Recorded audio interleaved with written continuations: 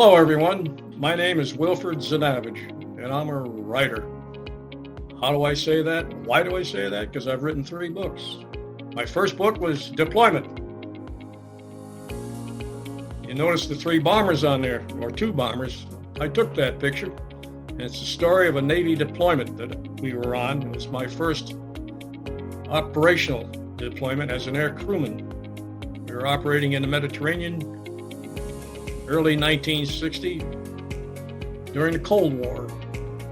It was an interesting time, and we were always held to secrecy. So here it is over 50 years later that I'm pushing my book because, quite frankly, I want people to know what we went through.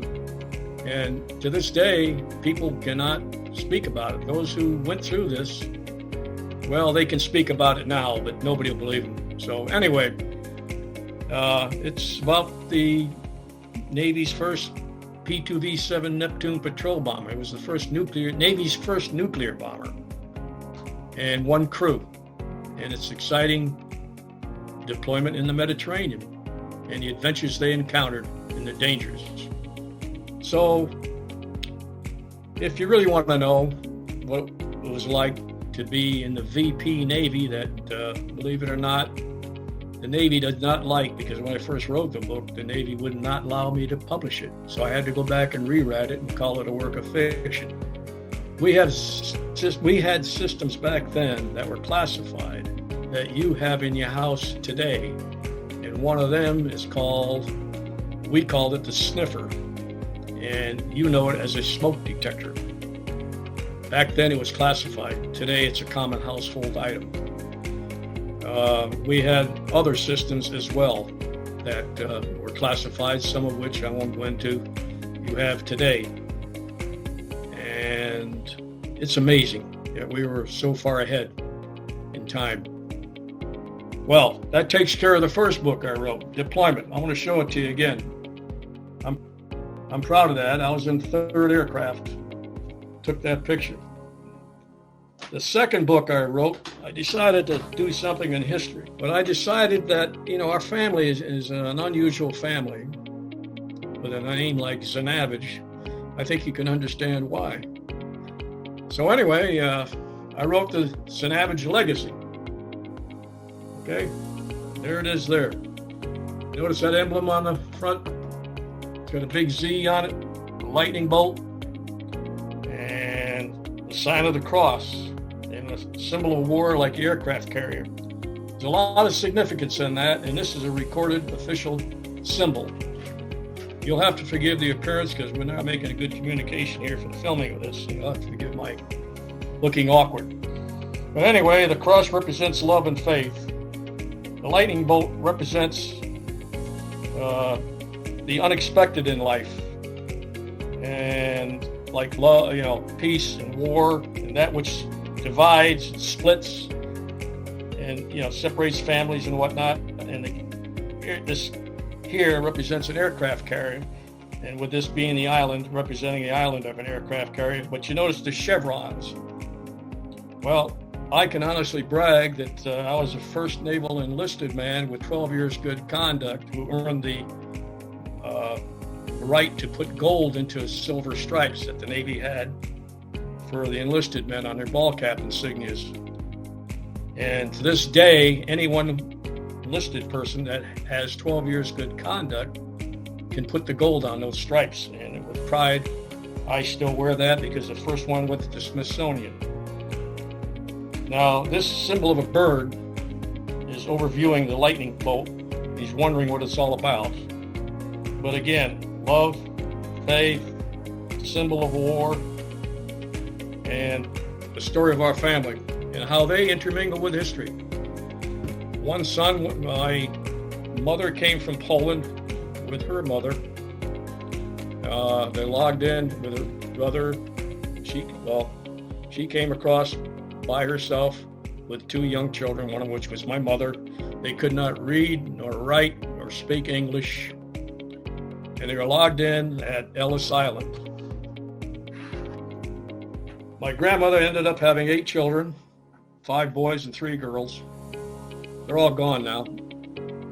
and their accomplishments were just short of fantastic.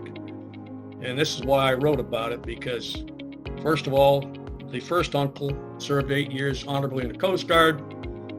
He got involved in an issue and was sent to a mental asylum, the North State Hospital.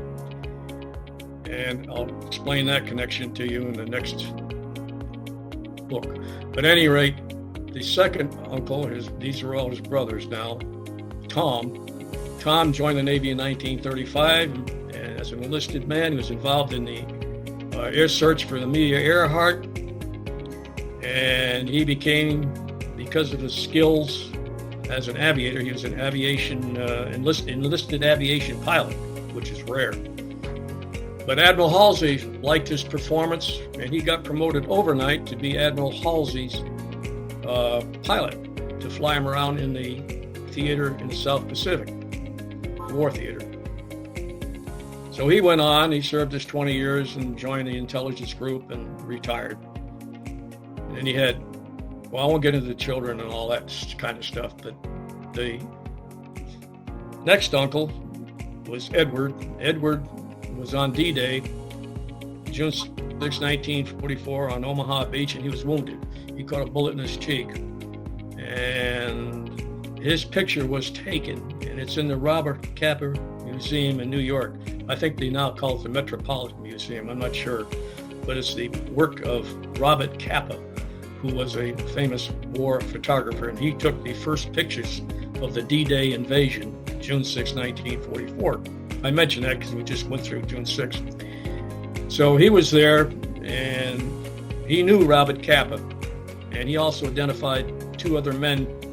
I could show you the picture while I'm talking here, reaching for it, and just continue with my story. But anyway, the third uncle wanted to become a pilot, and he went to the training school. And the last day, the last flight, he was taxiing in, and he dropped to something in the cockpit. He reached down for it, and that moment of the plane in front of him suddenly stopped, and by the time he looked up, it was too late for him to stop.